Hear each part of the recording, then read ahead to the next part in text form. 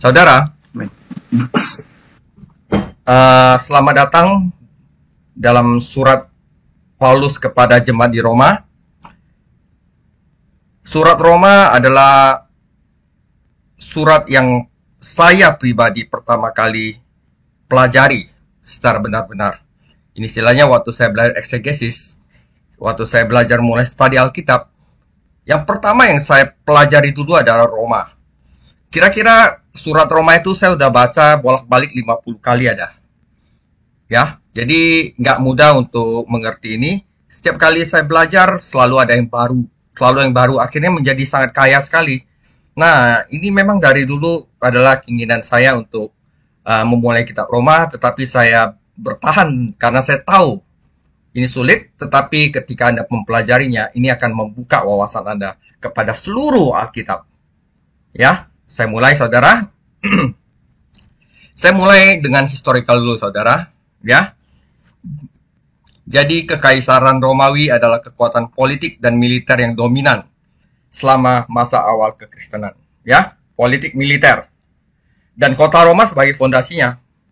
Oleh karena itu, sangat membantu untuk mendapatkan pemahaman yang lebih baik tentang orang-orang Kristen dan gereja-gereja yang tinggal dan melayani di Roma selama abad pertama Masehi. Mari kita telusuri apa yang terjadi di Roma sendiri ketika gereja mulai menyebar ke seluruh dunia yang dikenal.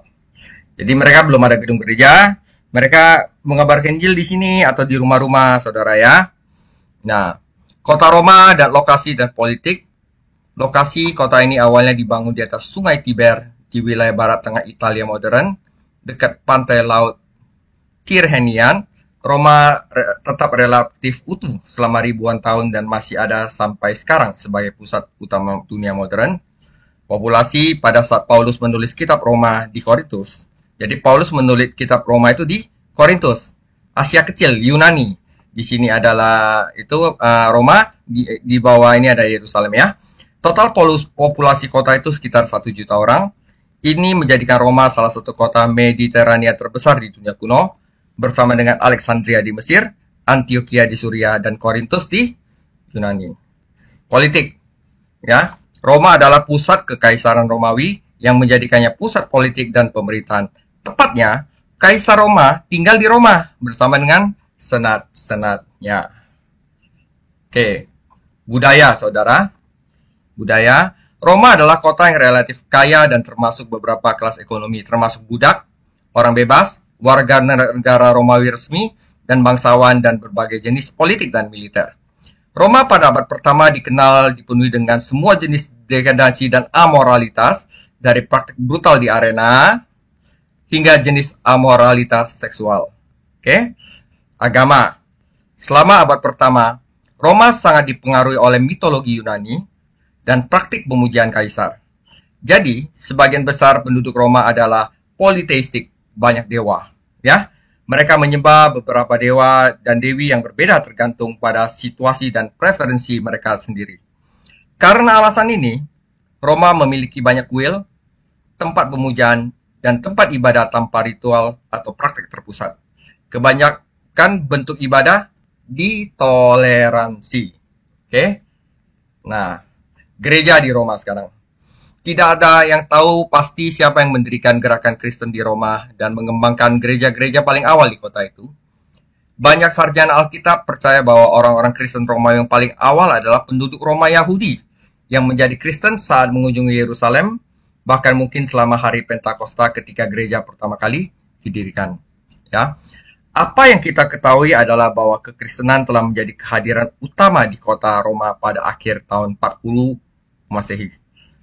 Seperti kebanyakan orang Kristen di dunia kuno, orang Kristen Roma tidak dikumpulkan menjadi satu jemaat. Ya, sebaliknya sekelompok kecil pengikut Kristus berkumpul secara teratur di gereja rumah untuk beribadah, bersekutu, dan belajar Alkitab bersama. Sebagai contoh, Paulus menyebutkan sebuah gereja rumah khusus yang dipimpin oleh orang yang sudah menikah yang bertobat dengan Kristus bernama Priscilla dan Aquila. Jadi mereka belum ada gedung gereja, saudara ya. Mereka berkumpul di tempat-tempat biasa, berkutu dan belajar Alkitab bersama. Selain itu, ada sebanyak 50.000 orang Yahudi yang tinggal di Roma pada zaman Paulus. Banyak dari mereka yang juga menjadi Kristen dan bergabung dengan gereja. Seperti petobat Yahudi dari kota-kota lain, mereka kemungkinan besar bertemu bersama di sinagoga-sinagoga di seluruh Roma bersama orang-orang Yahudi lainnya, selain berkumpul secara terpisah di rumah-rumah. Keduanya termasuk di antara kelompok Kristen yang dialamatkan Paulus dalam pembukaan suratnya di Roma. Paulus, Roma 1 ayat 1 dan 7, Paulus, seorang hamba Kristus Yesus, dipanggil untuk menjadi seorang rasul dan dikuduskan bagi Injil Allah kepada semua orang yang di Roma yang dikasihi oleh Tuhan dan dipanggil untuk menjadi umatnya yang kudus. Semua orang di Roma. Kasih karunia dan damai sejahtera untukmu dari Allah Bapa kami dan dari Tuhan Yesus Kristus. Ini contoh doang ya saudara ya. Penganiayaan. Saat itu apakah ada penganiayaan? Ya. Orang-orang Roma toleran terhadap sebagian besar ekspresi religius. Namun, toleransi itu sebagian besar terbatas pada agama yang politeistik.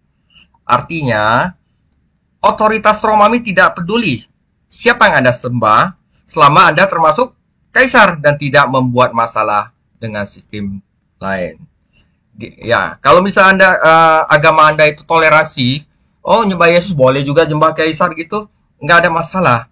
Nah, tetapi itu adalah masalah bagi orang Kristen dan Yahudi selama pertengahan abad pertama. Itu karena baik orang Kristen maupun Yahudi sama-sama monoteistik. Mereka memproklamasikan doktrin yang tidak populer bahwa hanya ada satu Tuhan. Dan lebih jauh lagi, mereka menolak untuk menyembah kaisar atau mengakuinya sebagai dewa jenis apapun. Ya, jadi selama Anda sembah kaisar, agama kalian bebas, ya. Tapi orang Kristen hanya menyembah Tuhan Yesus dan orang Israel hanya menyembah Allah Abraham, Ishak dan Yakub. Saat itu ya. Nah, selain penganiayaan terhadap orang yang monoteistik, ya. Di sini ada yang nama Claudius, di sini ada yang nama Nero. Ini dua-duanya kaisar Romawi, ya. Karena alasan ini, orang Kristen dan Yahudi mulai mengalami penganiayaan yang hebat. Misalnya, Kaisar Romawi Claudius, yang ini, mengusir semua orang Yahudi dari kota Roma pada tahun 49. Keputusan ini berlaku selama hidupnya Claudius, hingga kematian Claudius 5 tahun kemudian. Ya, wah, akhirnya diganti oleh Nero. Umat Kristen mulai mengalami penganiayaan yang lebih besar lagi di bawah pemerintahan Kaisar Nero. Seorang pria brutal dan sesat yang memendam ketidaksukaan yang kuat terhadap orang Kristen. Memang diketahui bahwa menjelang akhir pemerintahannya, Nero senang menangkap orang-orang Kristen dan membakarnya untuk jadi lampu taman di malam hari. Ya, Rasul Paulus menulis kitab Roma pada masa awal pemerintahan Nero. Ya, tetapi Paulus tidak menulis di Roma. Paulus menulis di Korintus. Kalau Paulus ada di Roma, dia habis pasti, ya kan? Ketika penganiayaan baru saja dimulai hebatnya, penganiayaan hanya menjadi lebih buruk menjelang akhir abad pertama di bawah Kaisar Domitian. Jadi makin lama makin kacau. Ya. Jadi selain penganiayaan dari eksternal, internal Yahudi Kristen sendiri ada namanya konflik internal, saudara, ya. Selain penganiayaan dari sumber luar, terdapat juga bukti bahwa kelompok-kelompok Kristen tertentu di Roma mengalami konflik. Secara khusus, ada bentrokan antara orang Kristen yang berasal dari Yahudi dan orang Kristen yang bukan Yahudi. Seperti disebutkan di atas, orang Kristen awal yang bertobat di Roma kemungkinan besar berasal dari Yahudi. Gereja-gereja Romawi mula-mula didominasi dan dipimpin oleh murid-murid Yesus Yahudi. Namun, ketika Claudius mengusir semua orang Yahudi dari kota Roma, hanya orang Kristen non-Yahudi aja yang tersisa. Oleh karena itu, gereja tumbuh dan berkembang sebagai komunitas yang sebagian besar bukan Yahudi dari tahun 49 sampai 54. Jadi gereja bertumbuh ya sebagai komunitas dari yang non-Yahudi di sana. Karena dalam 5 tahun itu Claudius mengusir semua orang Yahudi keluar dari Roma. Ketika Claudius binasa dan orang Yahudi diizinkan kembali ke Roma, ya, orang-orang Kristen Yahudi yang kembali pulang untuk menemukan gereja yang jauh lebih berbeda dari mereka tinggalkan. Hal ini mengakibatkan ketidaksepakatan tentang bagaimana memasukkan hukum perjanjian lama ke dalam mengikuti Kristus, termasuk ritual seperti sunat. Untuk alasan ini, banyak surat Paulus kepada orang Roma yang memuat instruksi untuk orang Kristen Yahudi dan bukan Yahudi tentang bagaimana hidup rukun, hidup dalam harmoni dan dengan benar menyembah Tuhan sebagai budaya baru. Nanti ini benar-benar dijelaskan di dalam Roma 14. Sebuah gereja baru, ya. Gereja adalah gabungan antara orang Yahudi dan non-Yahudi yang dikumpulkan, ya, di dalam satu naungan, yaitu Kristus sebagai kepala. Itu ada gereja. Misalnya Roma 14 menawarkan nasihat yang kuat untuk menyelesaikan perselisihan antara orang Kristen Yahudi dan bukan Yahudi sehubungan dengan makan daging yang dikorbankan untuk berhala, mengamati hari-hari suci yang berbeda dari hukum perjanjian baru. Ya, saya cuplik. Sebab jika kita hidup untuk Tuhan, dan jika kita mati untuk mati untuk Tuhan. Jadi baik hidup atau mati kita adalah milik Tuhan. Sebab kerajaan Allah bukan soal makanan dan minuman, tetapi soal kebenaran, damai sejahtera, dan sukacita oleh Roh Kudus. Karena barang siapa melayani Kristus dengan cara ini, ia berkenan pada Allah dan dihormati oleh manusia. Roma 14 ayat 17 sampai 18. Jadi jangan perdebatkan ritual. Oke? Nah, ternyata gereja Roma itu bertumbuh sehat pada abad pertama, ya. Terlepas dari banyak rintangan, penganiayaan, konflik internal budaya di sana, gereja di Roma mengalami pertumbuhan yang sehat sepanjang abad pertama. Ini menjelaskan mengapa Rasul Paulus sangat ingin mengunjungi orang-orang Kristen di Roma dan memberikan kepemimpinan tambahan selama pergumulan mereka. Faktanya, Paulus sangat berkeinginan untuk melihat orang-orang Kristen di Roma tumbuh lagi, sehingga dia dapat menggunakan haknya sebagai warga negara Romawi untuk mengajukan banding kepada Kaisar setelah ditangkap oleh pejabat Romawi di Yerusalem. Paulus dikirim ke Roma dan menghabiskan beberapa tahun di penjara Roma, tahun yang digunakan untuk melatih para pemimpin gereja dan orang Kristen dalam kota. Ya, kita tahu dari sejarah gereja bahwa Paulus akhirnya dibebaskan, namun dia ditangkap lagi karena memberitakan Injil di bawah penganiayaan baru dari Nero. Tradisi gereja menyatakan bahwa Paulus dipenggal sebagai martir di Roma, tempat yang tepat untuk tindakan terakhirnya dalam pelayanan kepada gereja dan ekspresi penyembahan kepada Tuhan. Itu dengan secara singkat, historical, politik, budaya, konflik internal, penganiayaan yang ada di Roma. Kita mulai Roma 1 ayat 1 sampai 7. Dengarkan baik-baik saudara. Dari Paulus. Siapa Paulus? Hamba Yesus Kristus. Yang gimana? Yang dipanggil menjadi rasul dan dikuduskan, dipisahkan untuk memberitakan Injil Allah. Ya, Injil apakah Injil?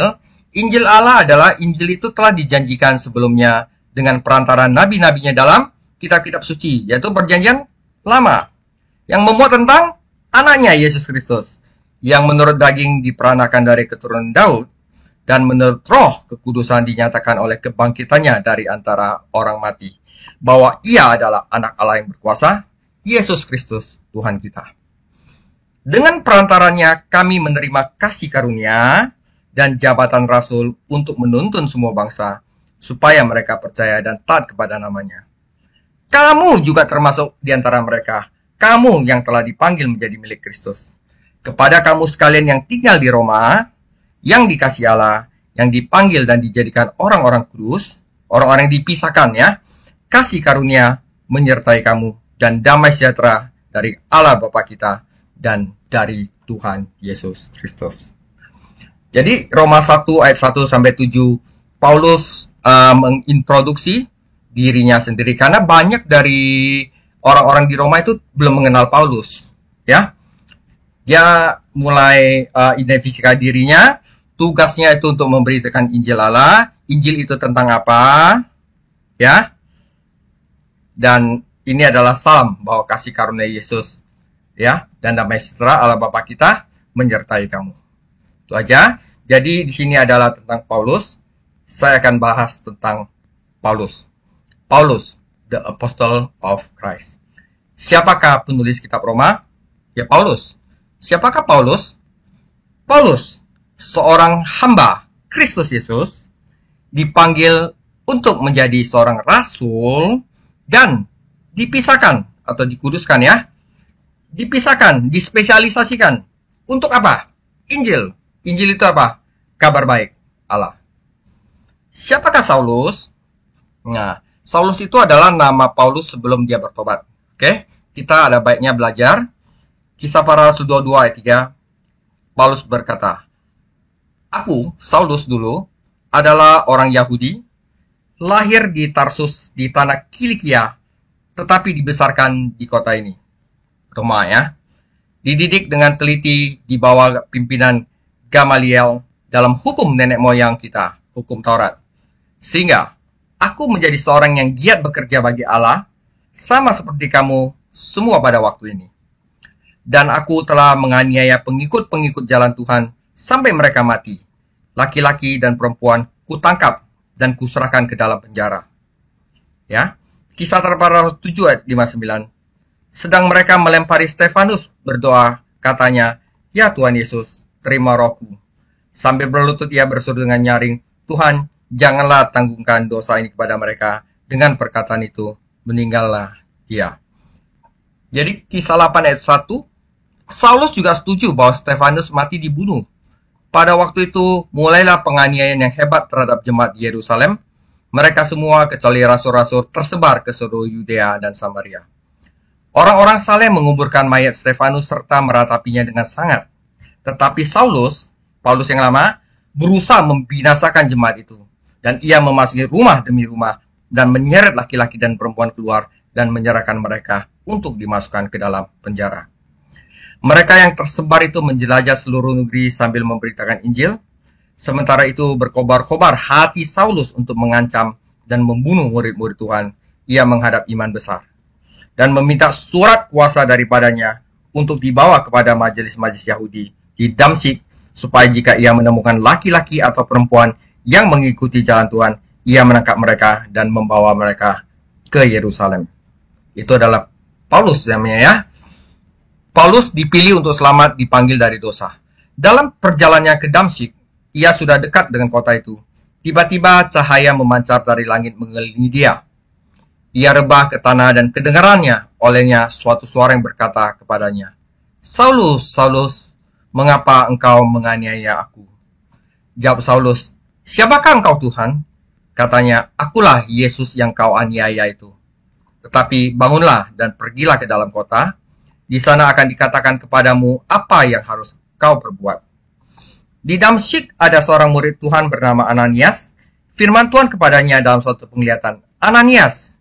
Jawabnya, "Ini aku Tuhan."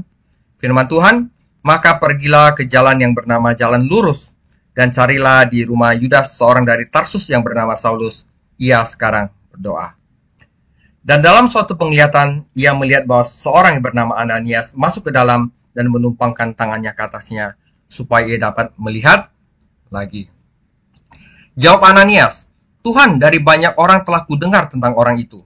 Betapa banyaknya kejahatan yang dilakukannya terhadap orang-orang kudusmu di Yerusalem. Dan ia datang kemari dengan kuasa penuh dari imam-imam kepala untuk menangkap semua orang yang memanggil namamu." Tetapi firman Tuhan kepadanya, "Pergilah, sebab orang ini adalah alat pilihan bagiku untuk memberitakan namaku kepada bangsa-bangsa lain serta raja-raja dan orang-orang Israel. Aku sendirilah yang akan menunjukkan kepadanya betapa banyak penderitaan yang harus ia tanggung oleh karena namaku." Lalu pergilah Ananias ke situ dan masuk ke rumah itu. Ia menumpangkan tangannya ke atas Saulus dan berkata, "Saulus, saudaraku, Tuhan Yesus yang telah menampakkan diri kepadamu di jalan yang engkau lalui, telah menyuruh aku kepadamu, supaya engkau dapat melihat lagi dan penuh dengan Roh Kudus." Dan seketika itu juga seolah-olah selaput gugur dari matanya, sehingga ia dapat melihat lagi. Ia bangun lalu dibaptis. Ya, Paulus ditakuti oleh murid-murid di Yerusalem. Ya, setibanya di Yerusalem, Saulus mencoba menggabungkan diri kepada murid-murid, tetapi semuanya takut kepadanya, karena mereka tidak dapat percaya bahwa ia juga seorang murid. Tetapi Barnabas menerima dia dan membawanya kepada rasul-rasul dan menceritakan kepada mereka bagaimana Saulus melihat Tuhan di tengah jalan dan bahwa Tuhan berbicara dengan dia, dan bagaimana keberaniannya mengajar di Damsyik dalam nama Yesus. Dan Saulus tetap bersama-sama dengan mereka di Yerusalem, dan dengan keberanian mengajar dalam nama Tuhan.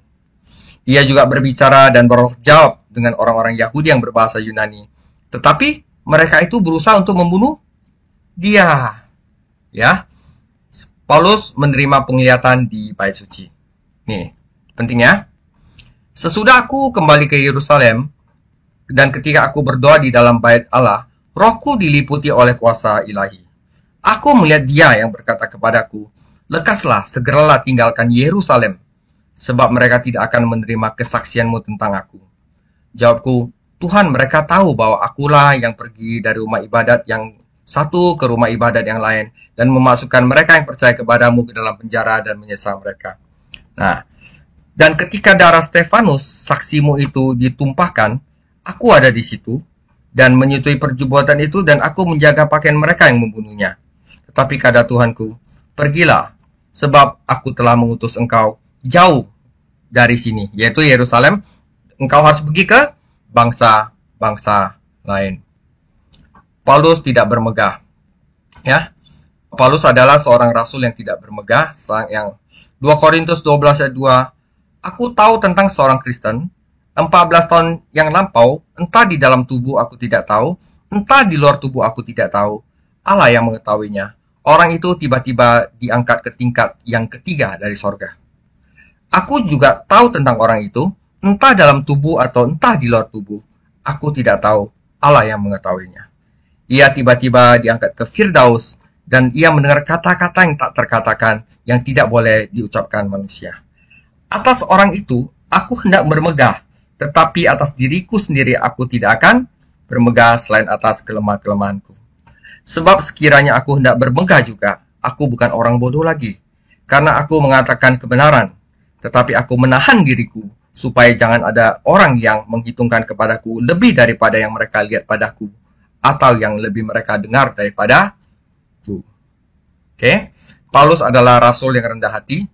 Galatia 1 ayat 13, sebab kamu telah mendengar tentang hidupku dahulu dalam agama Yahudi. Tanpa batas aku menganiaya jemaat Allah dan berusaha membinasakannya. 1 Korintus 15:9, karena aku adalah yang paling hina dari semua rasul, bahkan tidak layak disebut rasul, sebab aku telah menganiaya jemaat Allah. Tetapi karena kasih karunia Allah, aku adalah sebagaimana aku ada sekarang, dan kasih karunia yang dianugerahkannya kepadaku tidak sia-sia. Sebaliknya, aku telah bekerja lebih keras daripada mereka semua, tetapi bukannya aku, melainkan kasih karunia Allah yang menyertai aku. 1 Timotius 1:14, malah kasih karunia Tuhan kita telah dikaruniakan dengan limpahnya kepadaku, dengan iman dan kasih dalam Kristus Yesus. Perkataan ini benar dan patut diterima sepenuhnya, bahwa Kristus Yesus datang ke dunia untuk menyelamatkan orang berdosa, dan di antara mereka, akulah yang paling berdosa. Paulus, kata-kata Paulus. Jadi kita harus menyerap dulu, penulis Roma ini adalah orang yang sangat rendah hati. Ya, sebelumnya adalah orang yang sangat brutal. Lihat betapa hebatnya Roh Kudus, Yesus sendiri yang mengubahkan dia dari dalam. Ya. Nah, jadi bagian pertama adalah kita telah mengenal bahwa Paulus, hamba Yesus Kristus, ya, dipanggil untuk menjadi rasul, dikhususkan untuk pengabaran Injil. Oke? Nah, sekarang Roma 1 ayat 8 sampai 12, dia mulai kasih care-nya, kepedulinya kepada orang-orang di Roma. 1:8, pertama-tama aku mengucap syukur kepada Allahku oleh Yesus Kristus atas kamu sekalian, sebab telah tersiar kabar tentang imanmu di seluruh dunia. Karena Allah yang kulayani dengan segenap hatiku dalam pemberitaan Injil anaknya Yesus Kristus adalah saksiku bahwa dalam doaku aku selalu mengingat kamu. Aku berdoa semoga dengan kehendak Allah aku akhirnya beroleh kesempatan untuk mengunjungi kamu, sebab aku ingin melihat kamu untuk memberikan karunia rohani kepadamu guna menguatkan kamu, yaitu supaya aku ada di antara kamu dan turut terhibur oleh iman kita bersama, baik oleh imanmu maupun imanku. Jadi dia pengen sekali ke Roma, tetapi gagal terus, ya. Gagal terus, ya. Saudara-saudara, aku mau supaya engkau mengetahui bahwa aku telah sering berniat untuk datang kepadamu. Tetapi hingga kini, selalu aku terhalang, agar di tengah-tengahmu aku menemukan buah. Seperti juga di tengah-tengah bangsa bukan Yahudi yang lain. Aku berhutang baik kepada orang Yunani maupun kepada orang bukan Yunani, baik kepada orang terpelajar maupun kepada orang yang tidak terpelajar. Itu sebabnya aku ingin memberitakan Injil kepada kamu juga yang diam di Roma. Oke? Nah, ini kepedulian Paulus tentang orang percaya di Roma. Kita dapat memahami dengan baik kepedulian Paulus terhadap gereja-gereja yang dia dirikan, ya. Tetapi mengapa dia peduli terhadap orang-orang percaya di Roma? Karena gereja di Roma itu bukan Paulus yang dirikan. Itu terjadi begitu saja, saudara. Jadi waktu historical kita tahu bahwa orang-orang Yahudi waktu Pentakosta itu percaya, akhirnya mereka juga menyebarkan itu ke Roma. Dia tidak dikenal oleh banyak dari mereka, namun dia ingin meyakinkan mereka bahwa dia sangat peduli dengan kesejahteraan mereka. Rohani, ya. Perhatikan bukti kepedulian Paulus. Pertama, ayat 8, dia mengucapkan syukur kepada mereka. Seluruh dunia saat itu berarti seluruh kekaisaran Romawi mengetahui tentang iman orang-orang Kristen di Roma. Perjalanan relatif mudah pada zaman itu karena jalan-jalan banyak dihubungkan ke Roma. Akhirnya ada pepatah semua jalan menuju Roma. Tidaklah mengherankan bahwa kesaksian gereja menyebar ke luar negeri, dan kesaksian yang berkembang ini membuat pelayanan Paulus lebih mudah saat dia pergi ke satu tempat dan ke tempat lain, dan dapat menunjukkan kesaksian ini yang keluar dari jantung kekaisaran Romawi. Dia mengucapkan syukur kepada mereka, dia berdoa untuk mereka. Mereka tidak tahu tentang dukungan doa Paulus, tetapi Tuhan tahu tentang itu dan menghormatinya. Salah satu beban doa Paulus adalah agar Tuhan mengizinkan dia mengunjungi Roma dan melayani gereja-gereja di sana. Dia akan mengunjungi mereka lebih cepat, tetapi pekerjaan misionarisnya telah membuatnya sibuk. Ya, dia akan meninggalkan Korintus untuk menuju Yerusalem. Ya, dia itu kan waktu itu akan ada di Korintus. Dia mau menuju Yerusalem untuk menyampaikan persembahan khusus yang diterima dari gereja non-Yahudi untuk dikirim ke Yerusalem untuk orang-orang kudus Yahudi yang miskin. Dia berharap dia bisa melakukan perjalanan dari Yerusalem ke Roma dan kemudian Spanyol, dan berharap untuk perjalanan yang lancar. Jadi sebenarnya perjalanan Paulus sangat berbahaya, dan dia tiba di Roma sebagai seorang tahanan sekaligus sebagai pengkhotbah. Di Yerusalem dia ditangkap di kuil, dituduh palsu oleh otoritas Yahudi, dan akhirnya dikirim ke Roma sebagai tawanan kaisar untuk diadili di hadapan kaisar. Ketika Paulus menulis surat ini, surat Roma, dia tidak tahu bahwa dia akan dipenjara, bahkan kapalnya karam sebelum tiba di Roma. Ya, di akhir surat ini dia meminta orang-orang percaya di Roma untuk mendoakannya saat dia merenungkan perjalanan ini, dan itu adalah hal yang baik bahwa mereka benar-benar berdoa. Saudara tahu nggak kenapa dia ditunda-tunda terus untuk mengunjungi Roma? Adalah agar dia menulis surat Roma ini yang kita pelajari sekarang. Ya, kalau misalnya dia hanya untuk orang Roma, ya hanya untuk Roma aja. Tetapi Roh Kudus mengilhami dia, Tuhan mengilhami dia agar dia menulis satu surat, yaitu surat Paulus kepada jemaat di Roma. Akhirnya kita bisa nikmati berkatnya, saudara, ya. Nah, dia mengasihi mereka. Aku rindu bertemu denganmu. Itu adalah hati pendeta di dalam Paulus, misionaris yang hebat. Beberapa orang kudus di Roma sangat disayangi oleh Paulus seperti Priscilla dan Aquila yang mempertaruhkan nyawa untuknya. Persis yang terkasih yang lainnya telah bekerja keras dan menderita bersama Paulus. Tetapi dia juga mencintai orang-orang percaya yang tidak dia kenal, dan dia ingin bisa berbagi pengalaman karunia rohani bagi mereka. Dia menantikan momen saat saling memberkati dalam Kristus Yesus. Dia merasa berhutang kepada mereka. Sebagai rasul, pendeta, bangsa-bangsa lain, Paulus memiliki kewajiban untuk melayani Roma.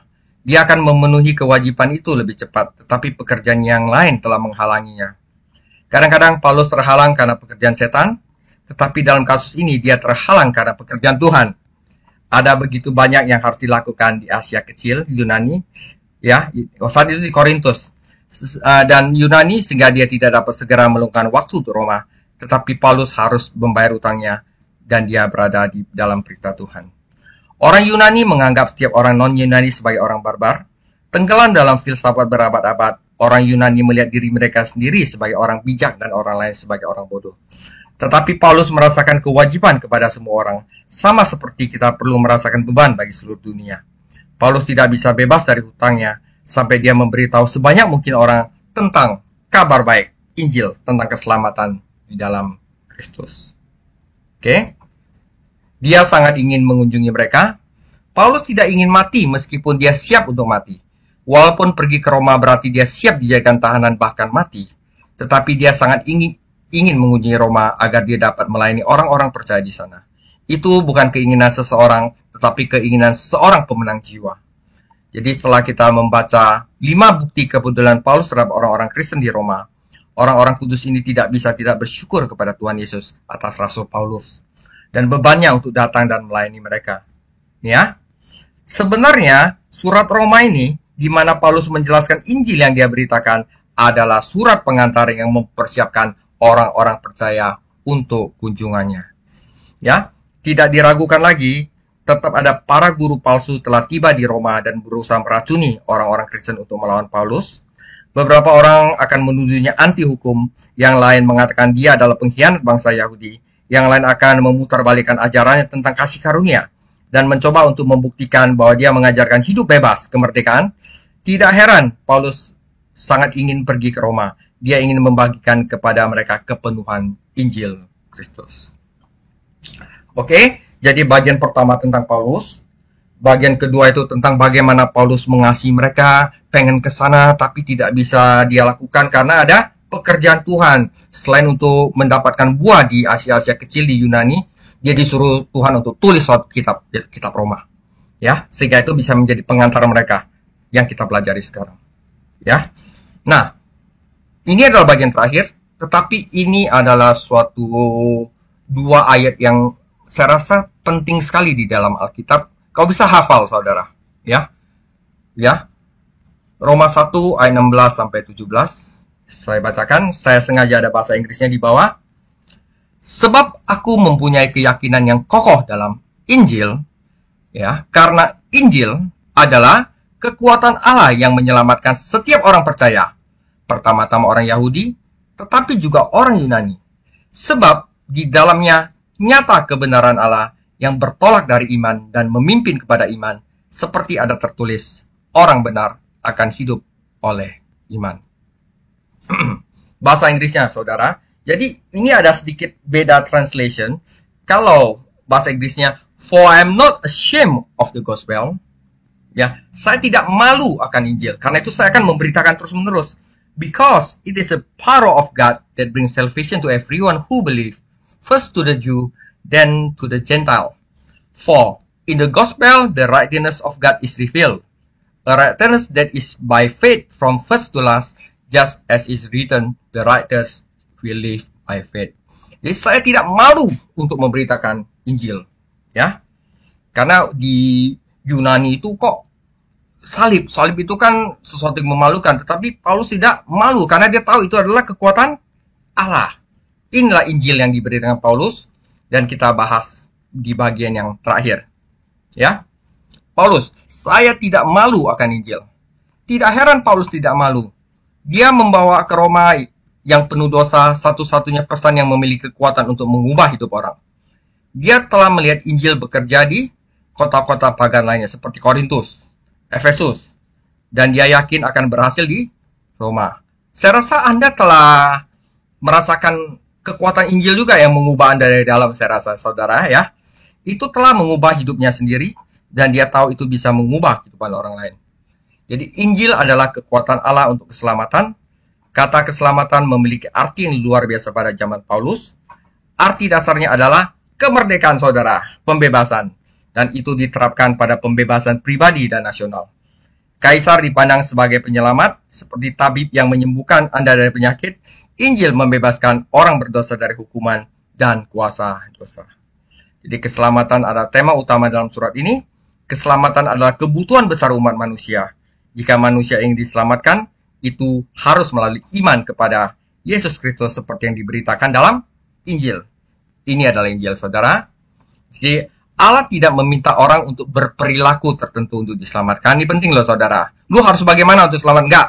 Tetapi hanya untuk percaya. Orang benar hidup karena iman, ya. Iman di dalam Kristuslah yang menyelamatkan orang berdosa. Ya, Roma 1 ayat 17 adalah ayat kunci dalam surat ini. Di dalamnya Paulus mengumumkan temanya kebenaran Allah. Kebenaran Allah diungkapkan di dalam Injil. Karena dalam kematian Kristus, Allah menyatakan kebenarannya dengan menghukum dosa. Dan dalam kebangkitan Kristus dia mengungkapkan kebenarannya dengan membuat keselamatan tersedia bagi orang berdosa yang percaya. Ya, masalah bagaimana Tuhan yang kudus bisa mengampuni orang berdosa dan tetap kudus dijawab dalam Injil. Melalui kematian dan kebangkitan Kristus, Allah dipandang sebagai adil dan benar. Dia adil karena dia menghukum dosa, tetapi bukan kepada manusia, tetapi dengan anaknya. Nah, tetapi dia juga Allah yang mengasihi. Nah, begitu. Nah, saudara, ini penting karena ini kitab Roma ini mengubah hidup seseorang, saudara, ya. Di sini saya akan saya ringkas dua story. Pertama, story of Martin Luther. Yang kedua adalah story of John Wesley. Ini nggak bisa saya terjemahin karena ini adalah tulisan tangan mereka sendiri, ya. Martin Luther wrote, I greatly long to understand Paul's epistle to the Romans, and nothing stood in the way but one expression, the justice of God. Saya telah memikirkan bagaimana untuk mengerti surat Paulus kepada Roma, dan semuanya tidak ada masalah kecuali satu kata, kebenaran Allah. Ya, because I took it to mean that justice whereby God is just and deal justly in punishing the unjust.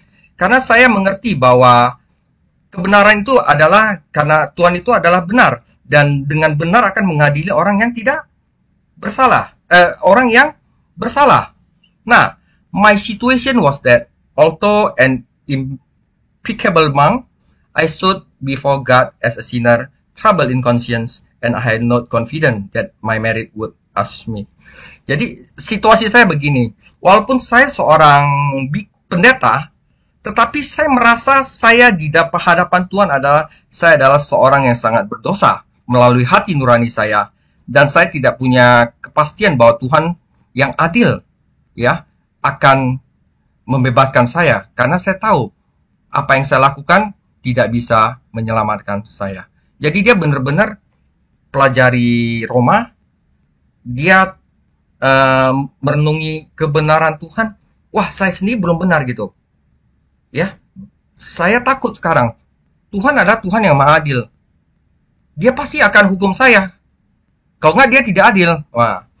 Therefore, I did not love a just and angry God. Saya tidak mengasihi Tuhan yang tidak adil dan Tuhan yang marah, but rather hate and murmur against Him. Night and day I ponder until I saw the connection between justice of God and the statement that the just shall live by His faith.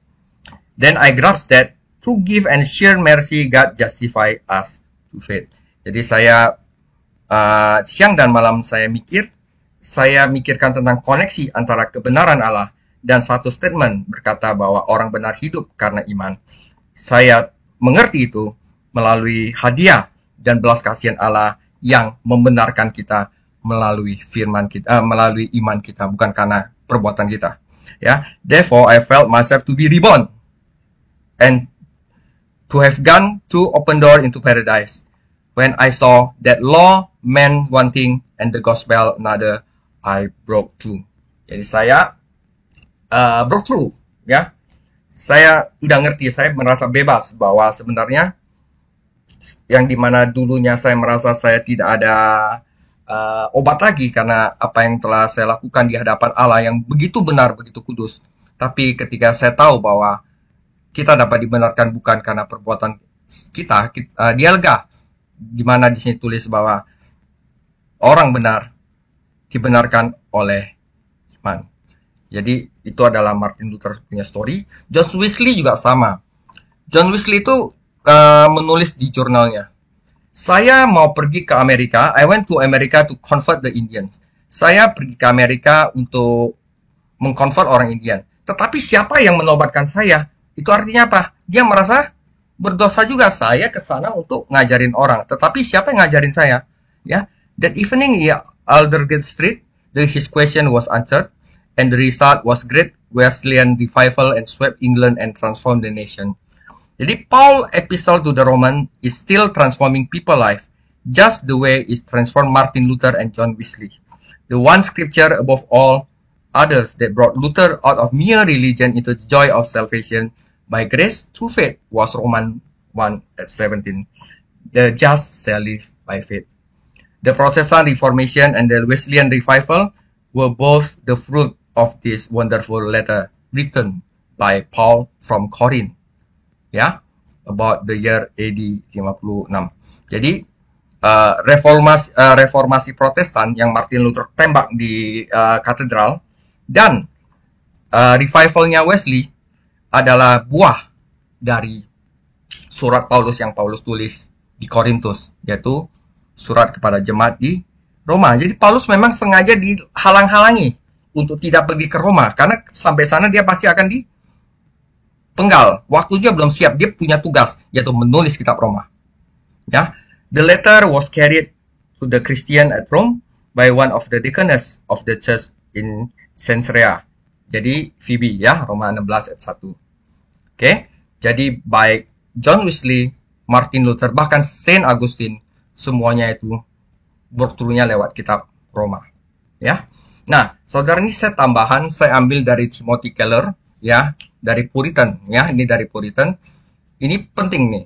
Anda harus menerobos, saudara, kalau mengerti kitab Roma, 3 hal ini Anda harus terobos dulu. Jadi 3 faktor untuk mengerti jika Anda ingin mengerti, ya. Di sini saya ingin membantu semua orang di sini untuk menerobos.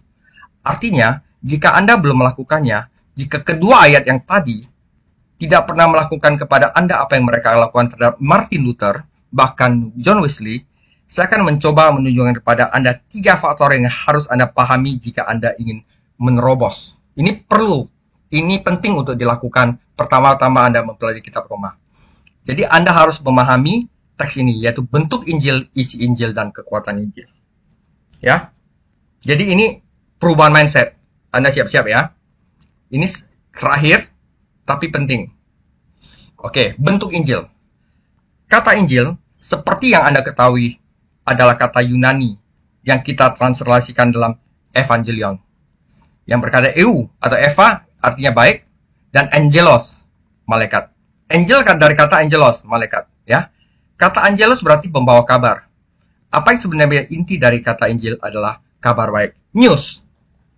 Ya, jadi kalau misalnya suatu negara itu udah perang, ya, jenderalnya itu perang di luar untuk memberitahukan kotanya bahwa dia telah memenangkan peraturan, maka dikirimlah yang namanya pembawa berita.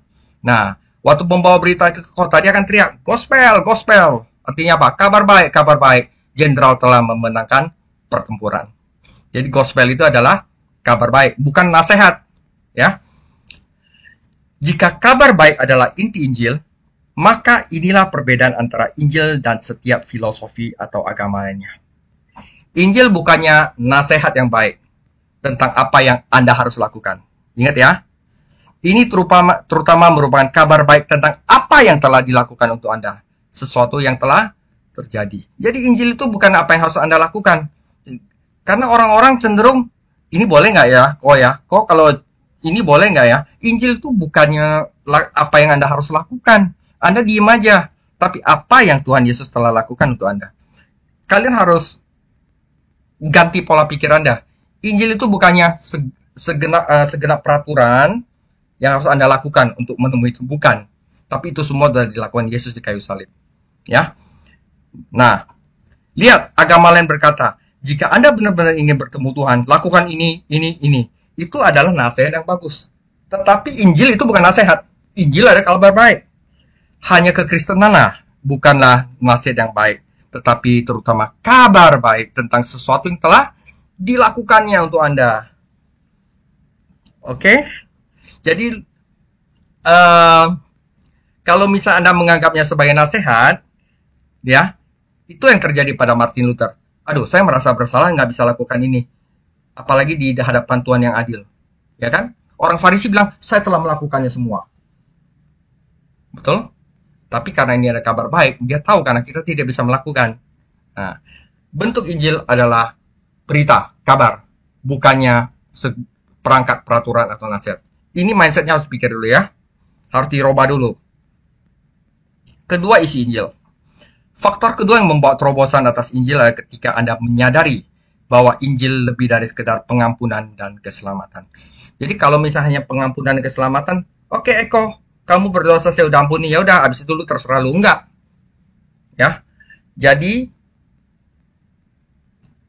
lebih sekedar dari pengampunan dan keselamatan, tetapi hubungan Allah dengan kita dipulihkan melalui Yesus Kristus dan kita telah menjadi kebenaran Allah di dalam Dia. Jadi terobosan pertama adalah ketika Anda melihatnya bukan nasihat tetapi berita. Terobosan kedua adalah ketika Anda melihatnya bukan hanya pengampunan tetapi Anda diselimuti oleh kebenaran dan kemuliaan Kristus. Itu adalah kebenaran Tuhan yang diberikan kepada Anda melalui sebuah hadiah.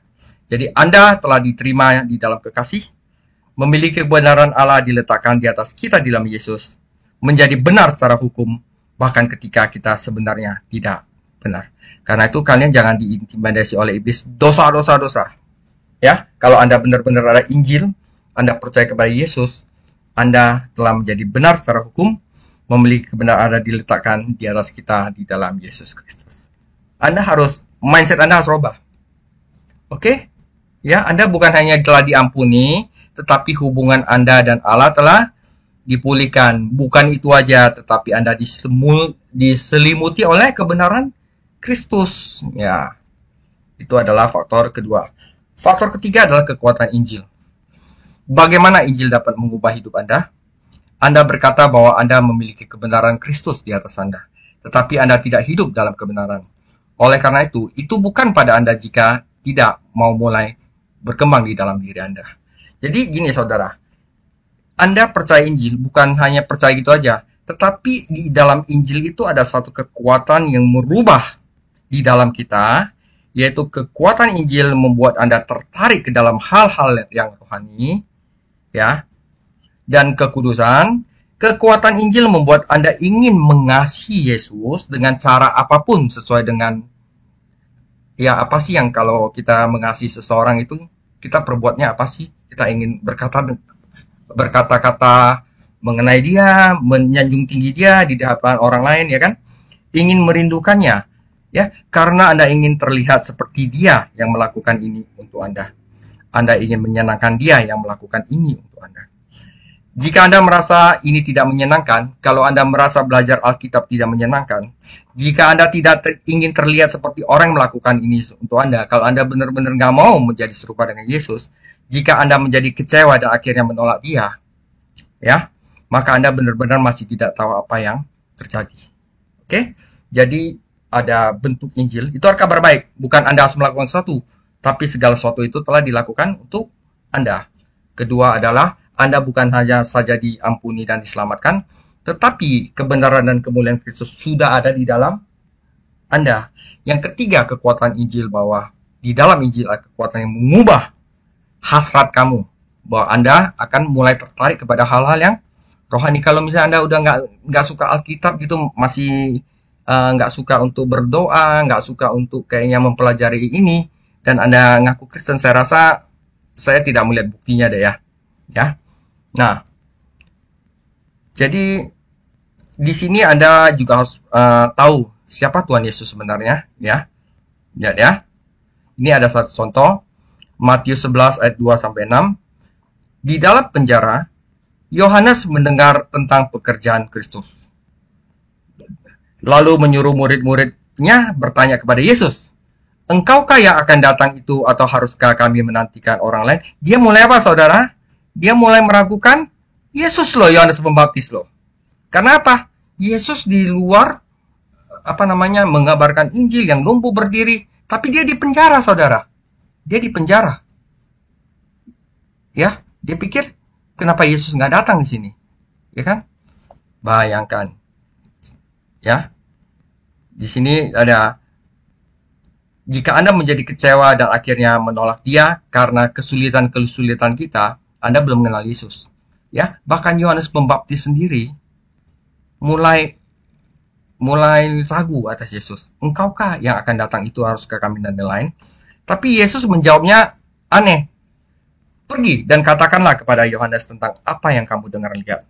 Orang buta melihat, orang lumpuh berjalan, orang kusta menjadi tahir, orang tuli mendengar, orang mati dibangkitkan, dan kepada orang miskin diberitakan kabar baik.